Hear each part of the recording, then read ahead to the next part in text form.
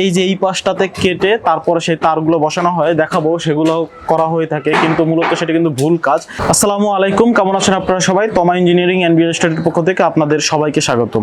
দেখুন এইখানে কিন্তু এই পাইপগুলো রাখা হয়েছে বিভিন্ন ধরনের তার বা কানেকশনের জন্য। তো খেয়াল করুন, আমরা কিন্তু চেষ্টা করবো এভাবে রাখার জন্য, তবে আমরা কিন্তু অনেক ক্ষেত্রে দেখে থাকি যে বিমের এই যে এই পাশটাতে কেটে তারপরে সেই তারগুলো বসানো হয়, দেখাবো সেগুলো করা হয়ে থাকে, কিন্তু মূলত সেটা কিন্তু ভুল কাজ।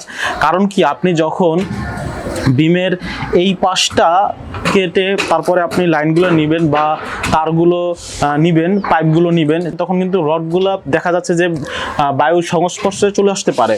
তো যদি রডগুলো বায়ুর সংস্পর্শে চলে আসে, সেক্ষেত্রে কিন্তু রডে জং ধরার পসিবিলিটি থাকে, সেক্ষেত্রে কিন্তু জায়গাটা দুর্বল হয়ে যাবে। তো আমরাও চেষ্টা করব সবসময় যাতে এইভাবেই কানেকশন দেওয়া হয় বা এইভাবে ফিটিংগুলো করা হয়ে থাকে। সেক্ষেত্রে কি হবে, আমাদের পসিবিলিটি থাকে যে ক্ষয় হওয়ার বা ড্যামেজ হওয়ার যে পসিবিলিটি থাকে সেটা কিন্তু কমে যাবে।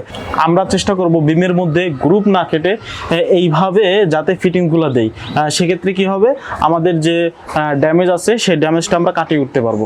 তো ধন্যবাদ সবাইকে, ভালো থাকবেন সবাই, আল্লাহ হাফেজ।